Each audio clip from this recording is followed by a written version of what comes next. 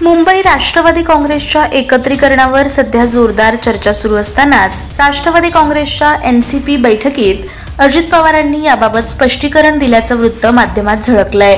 त्यानंतर आमदार अमोल मिटकरी यांनी बैठकीत अशी कुठलीही चर्चा झाली नसल्याचे स्पष्ट करत राष्ट्रवादी काँग्रेस एकत्र येण्याबाबत आमच्या पक्षाच्या काही अटी आणि शर्ती असल्याचं त्यांनी म्हटलंय।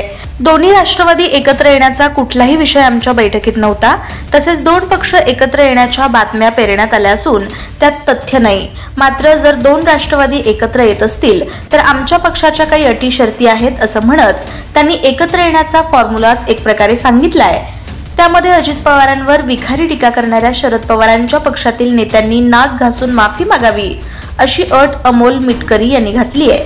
अजितदादांवर ज्यांनी निवडणुकीत विखारी टीका केली त्यांनी नाक घासून दादांची माफी मागावी, त्यानंतरच दादांनी एकत्रीकरणाबाबत चर्चा करावी अशी भूमिका राष्ट्रवादी काँग्रेसचे प्रवक्ते आणि आमदार अमोल मिटकरी यांनी व्यक्त केली।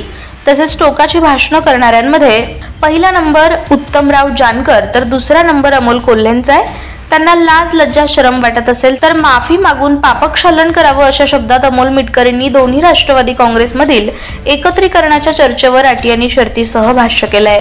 मात्र दोन्ही पक्षाच्या एकत्र येण्यासंदर्भात अजित पवार सांगतील तेच धोरण आणि ते बांधतील तेच तोरण असंही मिटकरी यांनी स्पष्ट केलं।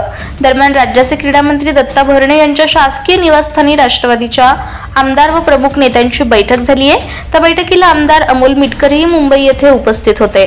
दरम्यान पक्षाच्या बैठकीतल्या गोष्टी बाहेर जात असतील तर असं करणाऱ्यांवर पक्षानं कठोर कारवाई करावी।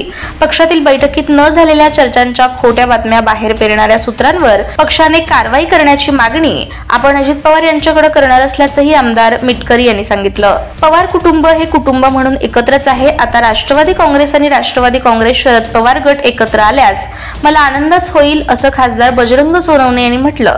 परंतु याबाबतचा जो काही अंतिम निर्णय असेल तो आमचे नेते शरद पवार आणि खासदार सुप्रिया सुळे हेच घेतील। ते जे काही सांगतील त्यासोबत आम्ही राहणार असल्याचं बजरंग सोनवणे यांनी स्पष्ट केलं।